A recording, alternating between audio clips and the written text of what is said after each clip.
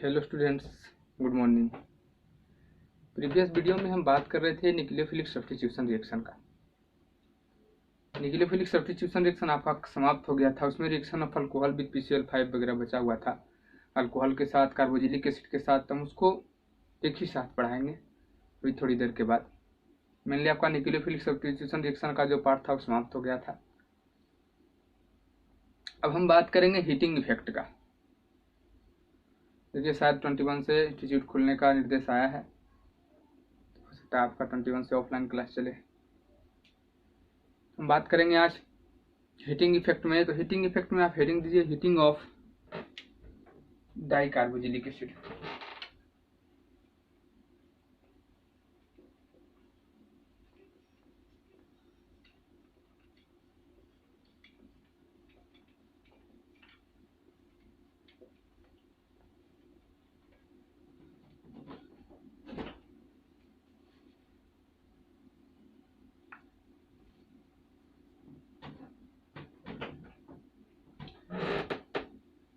शायद दिखाई पड़ रहा है हीटिंग ऑफ, हमने लिखा heating of di carboxylic acid. इसका हेडिंग होगा ऊपर, शायद आपको दिखेगा नहीं, बोल देते हैं heating effect.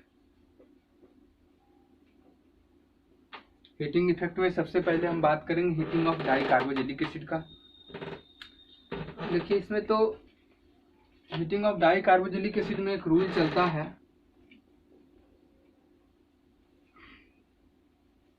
Blanks rule.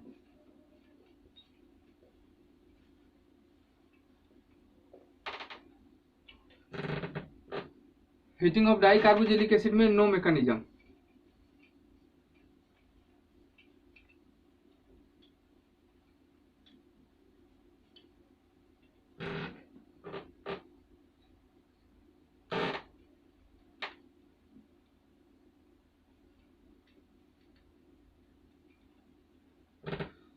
Heating effect है जिसमें से डाई का हीटिंग, उसमें सबसे पहला heating of di carboxylic acid. इसका कोई मैकेनिज्म नहीं है, इसका डायरेक्ट है, ब्लैंक्स रूल के थ्रू हम जानेंगे। सबसे पहले जाने कि डाई कार्बोक्सिलिक एसिड को हीट करेंगे तब क्या प्रोडक्ट का फॉर्मेशन होगा। सबसे पहले आप समझें कि हीटिंग इफेक्ट है क्या। तो उसमें सबसे पहले हम बात कर रहे हैं heating of di carboxylic acid. तो कहता है कि डाई कार्बोक्सिलिक एसिड को हीट करने के बाद क्या प्रोडक्ट बनेगा। इसका कोई मैकेनिज्म कहीं मेंशन नहीं है।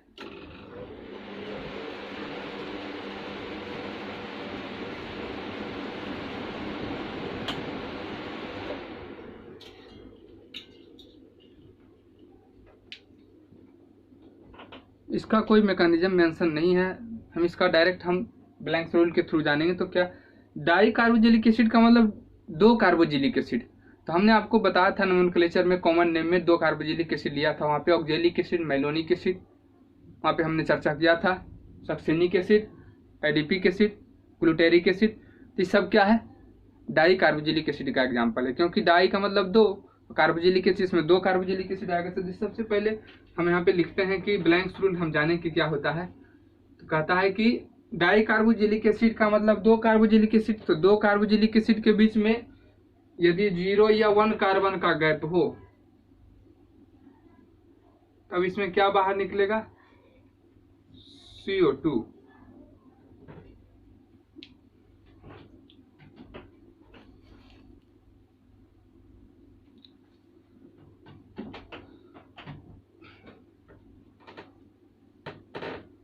0 या 1 क्या है, gap between two carboxylic acid.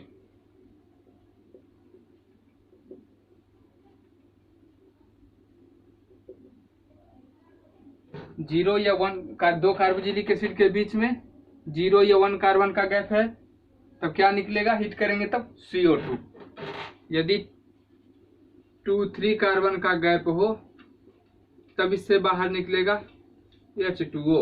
इसको मैं डालता हूं, क्या बाहर निकल जाएगा, H2O। और यदि 4-5 कार्बन का गैप हो तब हीट करेंगे तो क्या निकलेगा, H2O एंड CO2। और यदि 6 कार्बन का गैप हो तो क्या होगा, intermolecular reaction between 2 carboxylic acid. इतना ही रूल है, आप दिमाग में इसको बैठा के रखें कि हीटिंग ऑफ डाई कार्बोजिलिक एसिड में कोई मैकेनिज्म नहीं है, कैसे चलेंगे ब्लैंक रूल के थ्रू। तो क्या कहता है, डाई का मतलब 2 कार्बोजिलिक एसिड, 2 कार्बोजिलिक एसिड के बीच में यदि 0,1 कार्बन का गैप है तो क्या बाहर निकल जाएगा, CO2। अभी एग्जांपल देंगे समझ में आ जाएगा। 2-3 कार्बन का गैप है तो H2O बाहर निकल जाएगा। 4-5 कार्बन का गैप है तो H2 एंड CO2 बाहर निकल जाएगा। यदि 6 कार्बन का गैप हो 2 कार्बोजिलिक एसिड के बीच में तो क्या निकल जाएगा, इंटरमोलिकुलर रिएक्शन हो जाएगा 2 कार्बोजिलिक एसिड के बीच में। तो मैं एग्जांपल देता हूँ, समझ में आ जाएगा। रूल को दिमाग में एकदम बैठा के रखें, क्योंकि इसका कोई मैकेनिज्म नहीं है, तो आप रूल को दिमाग में बैठा के रखें। जैसे दिया गया हो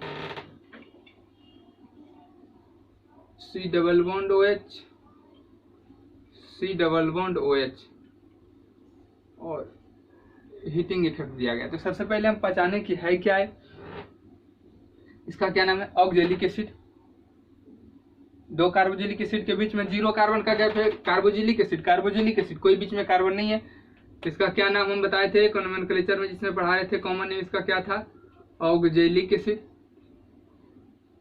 यदि इसको हीट करेंगे 2 कार्बोजिलिक एसिड के बीच में 0 कार्बन का गैप है, तब क्या बाहर निकल जाएगा, अभी हमने बताया है CO2 बाहर निकल जाएगा। तो हमने इससे CO2 को बाहर निकाल दिया, तो क्या बच जाएगा जी, H C double bond OH।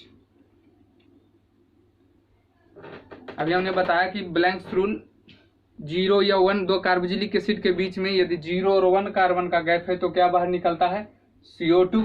यहाँ पे हमने क्या बाहर निकाल दिया है, CO2 को हमने रिलीज करवा दिया। CO2 यहाँ से निकाल दिया तो क्या बच गया, ऊपर में H, यहाँ क्या बच गया, C डबल बॉन्ड O, और क्या बच गया, OH। हो गया।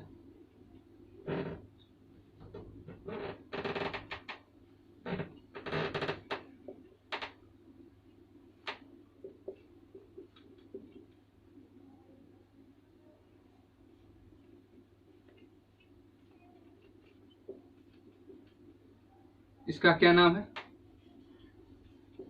Malonic acid. याद आ रहा हो, बताया था हमने, oh my son go and play.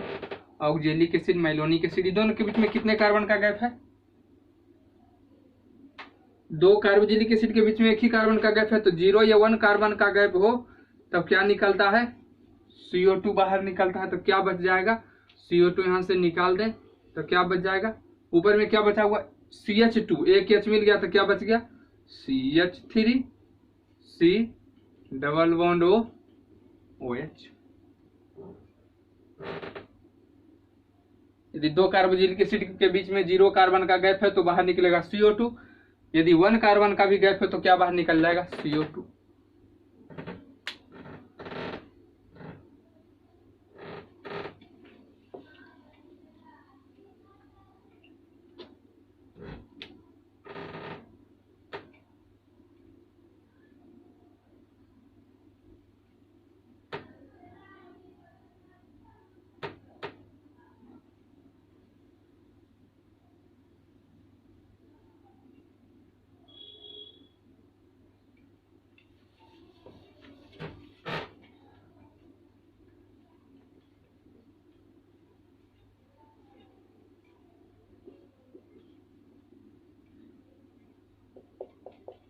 कितने कार्बन का गैप हो गया, 2 कार्बोजिलिक एसिड के बीच में 2 कार्बन का गैप हो गया।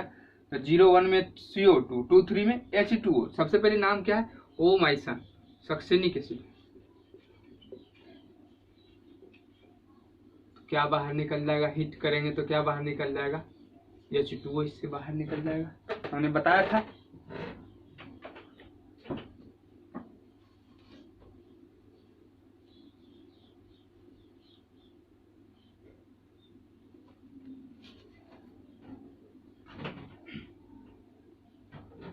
यहाँ पे बात किया था कि 2-3 कार्बन का गैप है तो H2O बाहर निकल जाएगा। तो H2 बाहर निकलने के लिए क्या करें, OH और H ले लेते हैं, -H2, तो क्या बच जाएगा, C double bond O, C double bond O,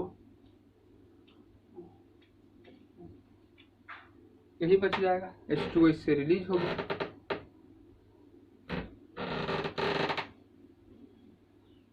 यदि 3 कार्बन का गैप हो, C double bond OH, C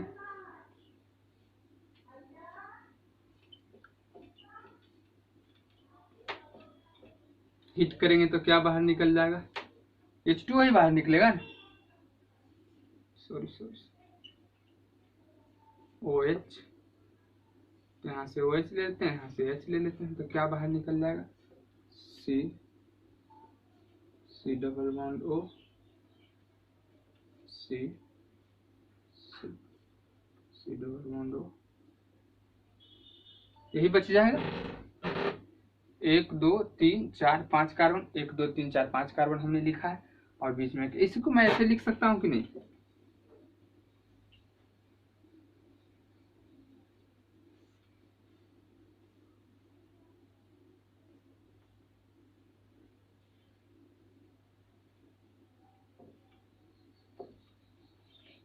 cycle के थ्रू कितना कार्बन है? 1 कार्बन 1 कार्बन, 2 कार्बन 2 कार्बन, यहाँ कितना कार्बन है फिर? 2 carbon 2 carbon, C double bond O, C double bond O। Sorry शायद दिखा दें, सॉरी। इसी को मैं साइकिल के थ्रू ऐसे लिख सकता हूँ। मैं ऊपर लिख देता हूँ, इसको यहाँ पे मैं मिटा देता हूँ सक्सेनिक एसिड वाले को। इसका क्या नाम है? सबसे पहले इसका नाम बताएं। कितना कार्बन का गैप है? 1 2 3 कार्बन का गैप, तो क्या नाम है इसका? Glutaric acid. मैंने बताया था इसका क्या नाम है? Glutaric acid. इसका साइकिल के थ्रू कैसे बना दें?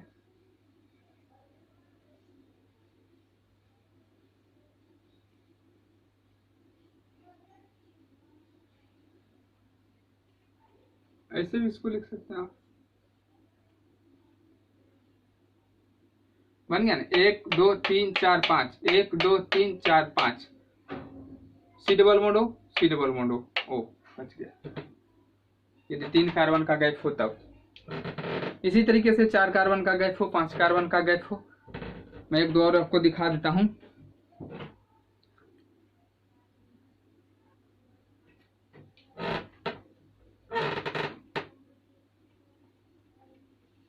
मैंने 3 कार्बन के गैप तक आपको दिखाया था। चौथा कार्बन का गैप दिखाते हैं। C double bond OH, C double bond OH हो गया। सबसे पहले क्या, कितने 01 में क्या निकाला था? CO2 23 में, H2O 45 में। CO2 और H2O दोनों को बाहर निकालना है। तो सबसे पहले हम क्या करें? हीट कर रहे हैं। सबसे पहले H2O को रिलीज करवा देते हैं।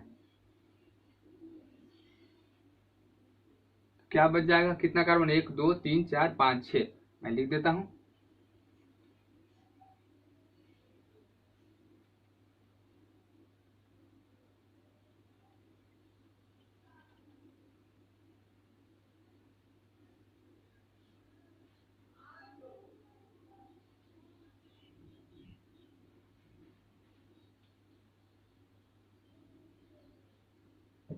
एक 2 3 4 5 6 एक साथ में।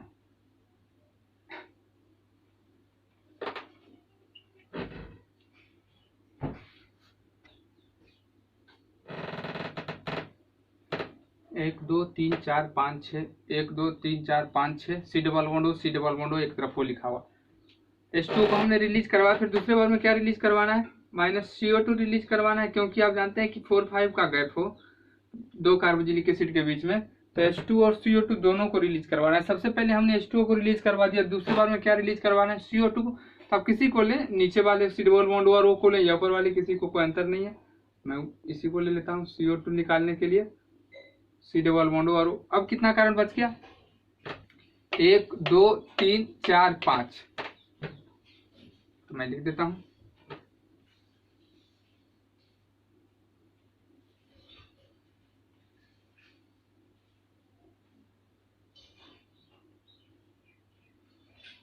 सॉरी 5 कार्बन बताना।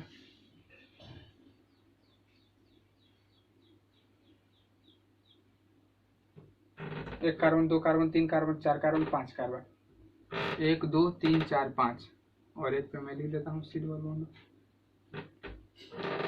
बन गया। यानी ब्लैंक रूल के थ्रू आपको हीटिंग ऑफ डाई कार्बोजिलिक एसिड आपने सीखा कि 0,1 कार्बन का गैप है तो CO2 को रिलीज करेंगे, 2,3 कार्बन का गैप है तो H2O को, 4,5 कार्बन का गैप है तो हम बाहर करेंगे H2 एंड CO2 को।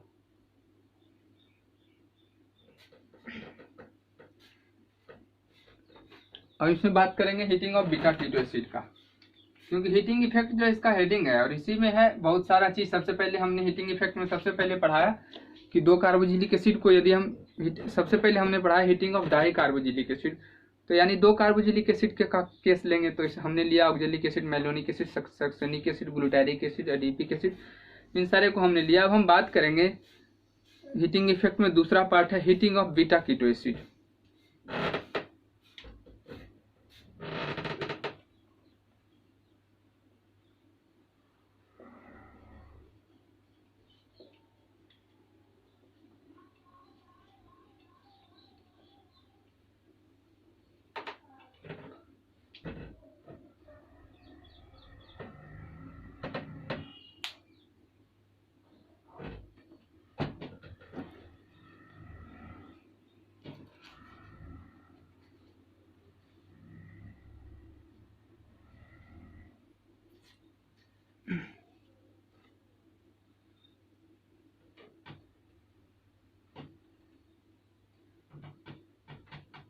नाम है heating of beta keto acid.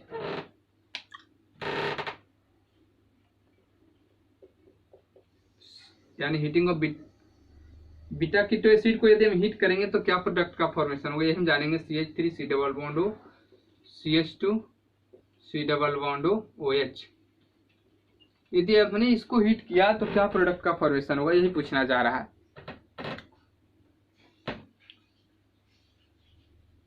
सबसे पहले इसमें देखें कि नाम क्या है, heating of beta keto acid. Acid के जगह पे हमने क्या लिया है, कार्बोजिलिक एसिड को, तो कार्बोजिलिक एसिड हमने लिखा।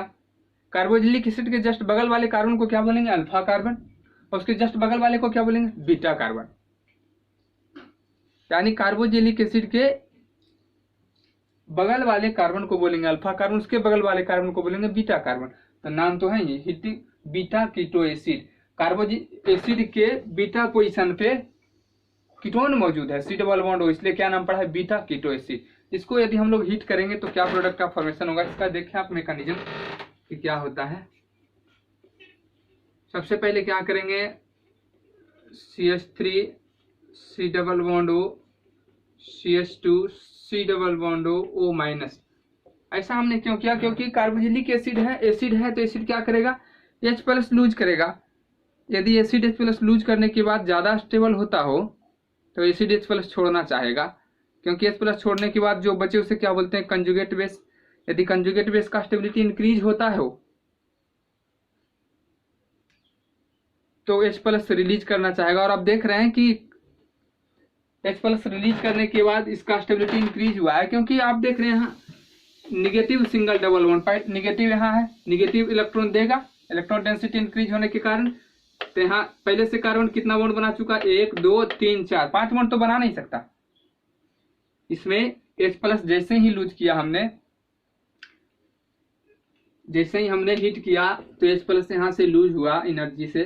H प्लस जैसे ही लूज हुआ स्टेबिलिटी इंक्रीज हो गया। H प्लस लूज करने के बाद जो बचे उसे क्या बोलते हैं, कंजुगेट बेस। और यहाँ कंजुगेट बेस का स्टेबिलिटी इंक्रीज हुआ है, क्योंकि आप देख रहे हैं निगेटिव सिंगल डबल बॉन्ड। जैसे ही ऑक्सीजन के ऊपर आ गया नेगेटिव चार्ज, ऑक्सीजन अपने ऊपर नेगेटिव चार्ज रखना नहीं चाहेगा, रेजोनेंस के थ्रू क्या करेगा, इलेक्ट्रॉन देगा। पहले से कार्बन 4 बॉन्ड बना चुका था, 5 बनाएगा नहीं, फिर ऑक्सीजन पे दे देगा। यानी शुरू बार में भी ऑक्सीजन पे नेगेटिव चार्ज, बाद में भी ऑक्सीजन पे ही नेगेटिव चार्ज। इसको क्या बोलते हैं, इक्विवेलेंट रेजोनेंस। क्योंकि इसमें नेगेटिव चार्ज जो है सेम पे मौजूद है, पहले भी ऑक्सीजन पे था, बाद में भी ऑक्सीजन पे, तो इसको क्या बोलते हैं, इक्विवेलेंट रेजोनेंस। और इक्विवेलेंट रेजोनेंस का स्टेबिलिटी इंक्रीज होता है। अब क्या होगा,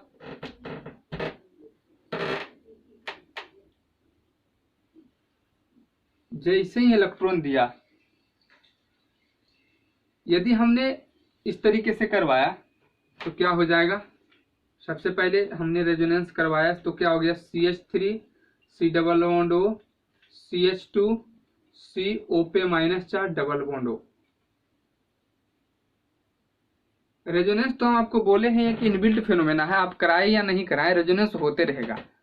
आपके कराने या नहीं कराने से रेजोनेंस नहीं रुकेगा। फिर भी हमने आपको यहाँ पे करा के दिखाया इक्विवेलेंट रेजोनेंस। तो फिर क्या होगा जी, निगेटिव सिंगल डबल बॉन्ड। फिर क्या करेगा, निगेटिव ऑक्सीजन के ऊपर आ गया निगेटिव चार्ज, ऑक्सीजन अपने ऊपर निगेटिव चार्ज रखना चाहेगा नहीं, फिर देगा। जैसे देगा कार्बन पहले से 1 बॉन्ड 2 3 4 बॉन्ड बना चुका है, कार्बन 5 बॉन्ड बना नहीं सकता। कार्बन कभी भी pentavalency, carbon does not show pentavalency, carbon कभी भी पेंटावैलेंसी शो नहीं करेगा। 4 बॉन्ड पहले से जैसे ही देगा फिर इस ऑक्सीजन पे नेगेटिव चार्ज। यहाँ यानी जो प्रोडक्ट बनने वाला है वो इक्विवेलेंट रेजोनेंस के थ्रू कभी भी नहीं बनेगा, यानी ऐसा प्रोसेस नहीं करवाएंगे, हम आपको सिर्फ दिखा दिए। तो क्या होगा, अब ऑक्सीजन के ऊपर तो है निगेटिव चार्ज, ऑक्सीजन अपने ऊपर नेगेटिव चार्ज रखना चाहेगा नहीं। इक्विवेलेंट रेजोनेंस यदि हमने कराया तो बार बार यही होते रहेगा, आगे कोई प्रोडक्ट बनेगा नहीं। इस ऑक्सीजन पे कभी निगेटिव, इस ऑक्सीजन पे कभी निगेटिव, ऐसा प्रोसेस चलते रहेगा। इसलिए हम क्या करेंगे, इस इलेक्ट्रॉन डेंसिटी को इस कार्बन के ऊपर देंगे। अब क्या हो जाएगा, CH3 C double bond O, carbon ने इलेक्ट्रॉन को लिया है तो कार्बन के ऊपर कौन सा चार्ज, नेगेटिव चार्ज। अब जब ऑक्सीजन अपने ऊपर नेगेटिव चार्ज रखना नहीं चाहता तो कार्बन तो और नहीं रखना चाहेगा, क्योंकि कार्बन एक इलेक्ट्रोपॉजिटिव एलिमेंट है। और अब जानते हैं कि negative charge is more stable on electronegative element and positive charge is more stable on electropositive element. तो यहाँ पे तो कार्बन इलेक्ट्रोपॉजिटिव एलिमेंट है, इलेक्ट्रोपॉजिटिव एलिमेंट के ऊपर नेगेटिव चार्ज का डेवलपमेंट हो गया तो स्टेबिलिटी डिक्रीज कर गया। तो क्या होगा, अपने ऊपर तो नहीं रखना चाहेगा, तो क्या करें, यहाँ से JH+ हमने निकाला था, कार्बोजेनिक एसिड एसिडिक नेचर का था, हिट किए थे तो यहाँ से JH+ निकला था, उस H+ के साथ रिएक्शन करेगा और बना देगा CH3 C double bond O और CH3, बन गया प्रोडक्ट। यही है heating of beta keto acid.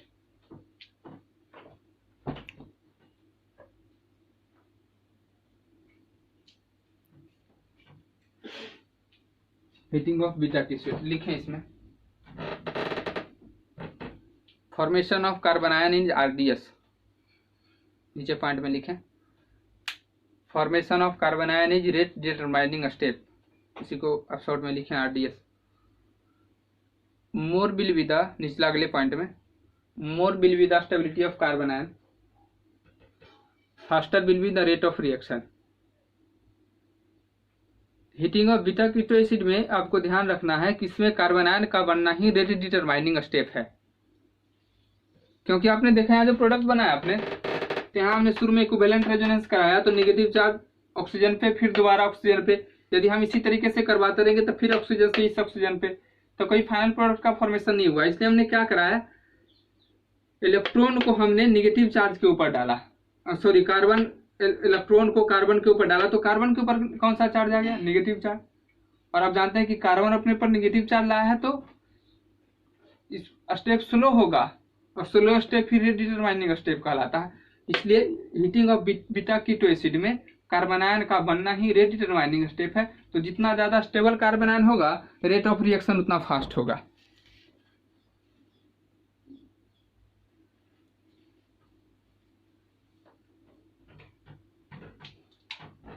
अब मैं क्वेश्चन देता हूं, कंपेयर, रेट कंपेयर करना है।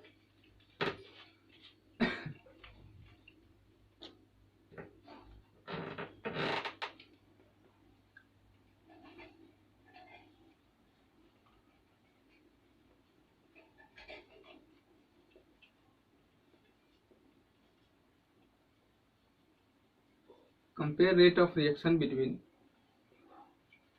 R1,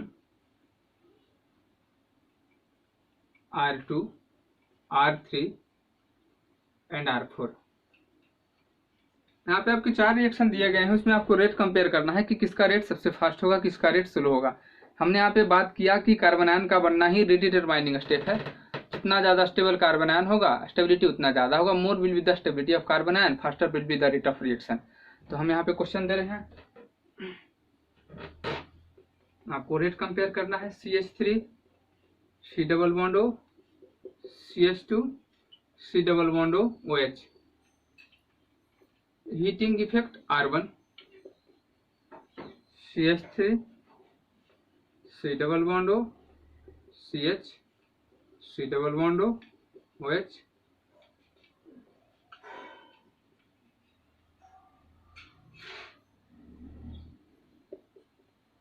CH3 C double bond O CH, CH3 C double bond OH, delta R2 R3 और R4, CH3 C double bond O CHNO2 हमने नीचे लिखा है, और मैं इसको थोड़ा ऊपर कर देता हूँ, CH3 C double bond O CH NO2, इसको थोड़ा ऊपर करूँ, स्पेस थोड़ा कम होने के कारण CH3, और यहाँ पे C double bond OH delta R4। हमने 4 रिएक्शन लिखा है, R1 R2 R3 and R4। चारों में रेट कंपेयर करना है कि किसका रेट सबसे फास्ट होगा। तो सबसे पहले हम प्रोडक्ट की बात करें कि सबसे पहले प्रोडक्ट क्या बनेगा। तभी तो आपने देखा कि डायरेक्ट प्रोडक्ट बनाने के लिए क्या करें कि C डबल बॉन्ड OH के जस्ट बगल वाले कार्बन पे नेगेटिव चार्ज का डेवलपमेंट होगा, क्योंकि एसिडिक नेचर होने की वजह से कार्बोक्सिलिक एसिड H+ लूज करेगा। तो ऑक्सीजन पे अभी जस्ट हमने मैकेनिज्म कराया है, तो ऑक्सीजन के ऊपर कौन सा चार्ज आएगा, नेगेटिव चार्ज। ऑक्सीजन अपने ऊपर नेगेटिव चार्ज नहीं रखेगा, ट्रांसफर करेगा इस कार्बन पे, तो कार्बन पे कौन सा चार्ज, नेगेटिव, H+ के साथ जुड़ के बना देगा। तो मैं यहाँ पे लिख देता हूं, तो क्या हो जाएगा, CH3 C double bond O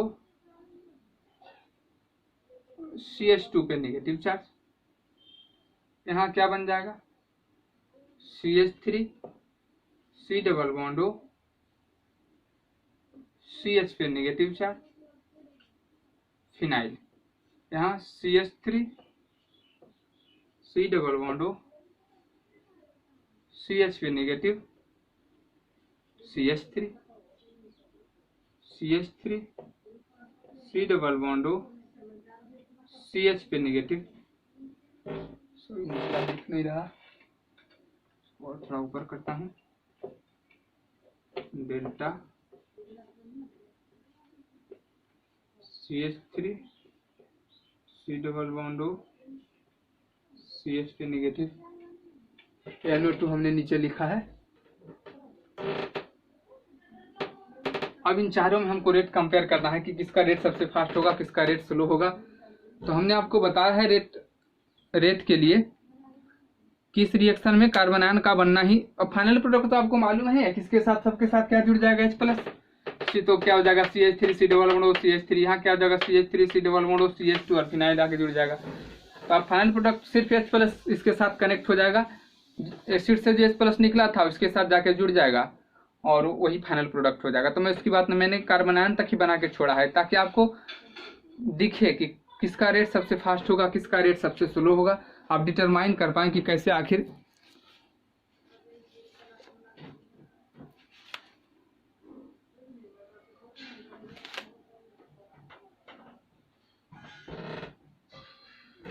मैं फाइनल प्रोडक्ट यदि लिख दूंगा तो आपको परेशानी होगा, इसलिए मैं यहाँ पे छोड़ दिया हूँ। देखिए, अब कार्बन के ऊपर कार्बन आयन का बनना ही रेट डिटरमाइनिंग स्टेप है। तो यहाँ नीचे NO2 लिखा हुआ है, मुझे बार बार परेशानी हो रहा है यहाँ पे, और थोड़ा ऊपर करता हूँ, R4 है, CH3 C double bond O CH पे नेगेटिव, NO2।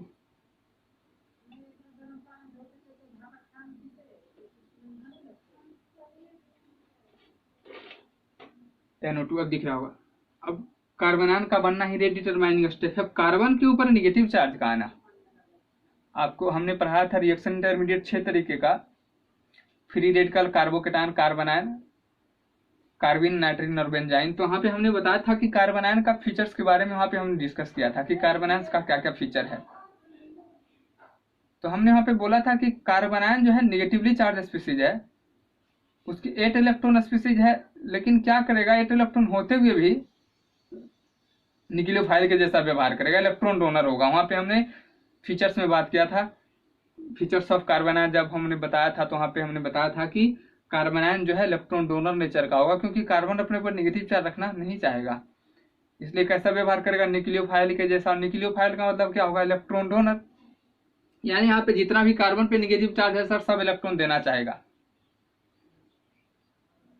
तो हमने बताया था कि रिएक्शन इंटरमीडिएट को स्टेबलाइज करने वाला है reaction intermediate, sorry sir, reaction intermediate को स्टेबलाइज या डीस्टेबलाइज करेगा इंडक्टिव इफेक्ट। और हम बात किए थे कि इंडक्टिव इफेक्ट दो तरीके का होता है, एक प्लस आई एक माइनस आई। तो हमने बताया था कि प्लस आई का काम होता है इलेक्ट्रॉन,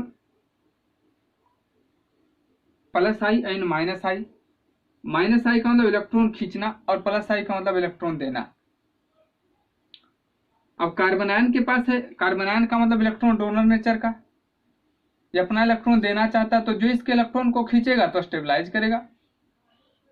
तो खींचेगा कौन, माइनस आई, यानी कार्बन आयन के साथ यदि माइनस आई जुड़ा हुआ हो तो इसको स्टेबलाइज करेगा, और यदि प्लस आई जुड़ गया, प्लस आई का काम क्या होता है, इलेक्ट्रॉन देने का। Carbon ion electron donor nature का है, न्यूक्लियोफिलिक नेचर का है, खुद इलेक्ट्रॉन देना चाह रहा है। यदि कोई इसको और इलेक्ट्रॉन देगा तो इलेक्ट्रॉन डेंसिटी इंक्रीज कर जाएगा, तो स्टेबिलिटी और डिक्रीज कर जाएगा।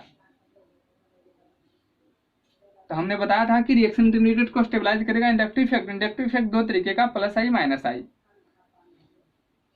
और माइनस आई कार्बन आयन को स्टेबलाइज करेगा, क्योंकि कार्बन आयन खुद इलेक्ट्रॉन डोनर नेचर का है, तो इसके इलेक्ट्रॉन को जो खींचेगा वो स्टेबलाइज करेगा। तो माइनस आई इसके इलेक्ट्रॉन को खींचेगा तो स्टेबलाइज कर देगा। तो चलिए यहाँ पे हम बात करते हैं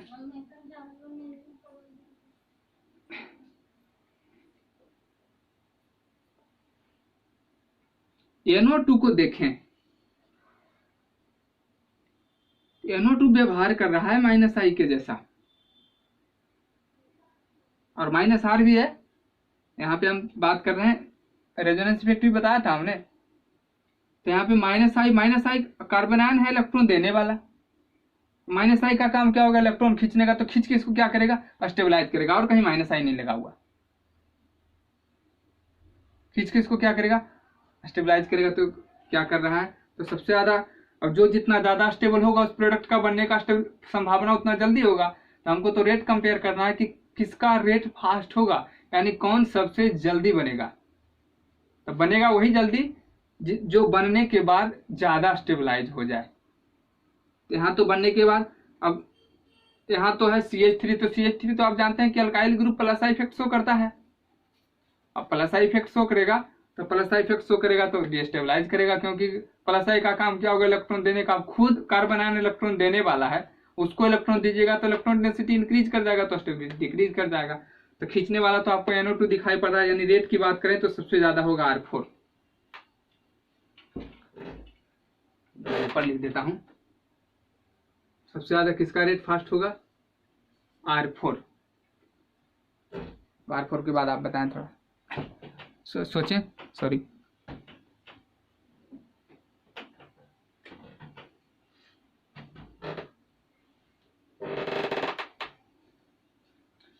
अब यहाँ pH लगा हुआ है, फिनाइल ग्रुप लगा हुआ है,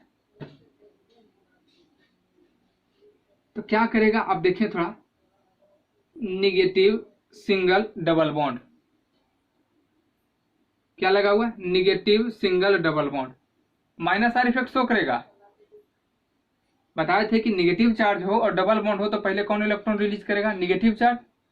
तो इलेक्ट्रॉन, यानी जो फिनाइल ग्रुप जो लगा हुआ है इसके साथ, तो क्या करेगा, इलेक्ट्रॉन डेंसिटी को अपने तरफ खींचेगा। इलेक्ट्रॉन डेंसिटी को अपने तरफ खींचेगा तो इलेक्ट्रॉन डेंसिटी डिक्रीज होगा तो स्टेबिलिटी इंक्रीज हो जाएगा, यानी 4 के बाद किसका नंबर आएगा, 2। अब 1 और 3 में तो साफ साफ डिसाइड हो रहा है, 1 में तो कुछ नहीं लगा हुआ है, लेकिन 3 में क्या लगा हुआ है, CH3। CH3 कैसा इफेक्ट शो करता है, प्लस आई प्लस एच, और प्लस आई प्लस एच का मतलब इलेक्ट्रॉन देने वाला, तो इलेक्ट्रॉन दे के क्या करेगा, अब डिस्टेबलाइज करेगा, क्योंकि कार्बन आयन है, खुद इलेक्ट्रॉन देने वाला ग्रुप है, इसको इलेक्ट्रॉन यदि दीजिएगा तो डिस्टेबलाइज हो जाएगा। यानी सबसे लास्ट में कौन आएगा, 3 वाला, यानी 4, 2, 1 और 3। इस तरीके का क्वेश्चन आता है। सबसे ज्यादा रेट किसका होगा, R4, तब R2, तब R1, तब R3। साफ साफ पता चला कि इसमें कार्बनान का बनना ही RDS स्टेप है, तो कार्बनान हमने बनाया। तो यहाँ पे जो इसके इलेक्ट्रॉन को खींचेगा, ज़्यादा स्टेबलाइज करेगा, तो NO2 खींच लिया, क्योंकि माइनस इफेक्ट शो किया, माइनस आर इफेक्ट शो किया। लेकिन बाकी सब में ये तो माइनस आर इफेक्ट शो किया, इसके बाद तो खींचा। बाकी तो CH3 प्लस आई प्लस एच इफेक्ट शो करता है, तो इसको दे के और ज़्यादा डिस्टेबलाइज किया। और यहाँ पे एक तो कुछ ना ही दिया ना लिया, इसलिए सबसे लास्ट में कौन चला गया, R3।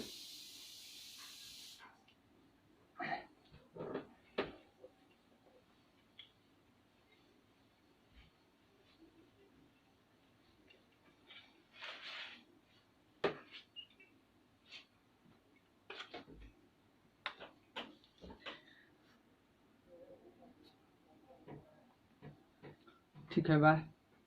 मैं नेक्स्ट वीडियो में बात करूंगा इसके आगे, हाइड्रोलिसिस ऑफ साइनाइड वगैरह का बात करूंगा, ओकवा डिग्रेडेशन का बात करूंगा, अलग अलग रिएक्शन है।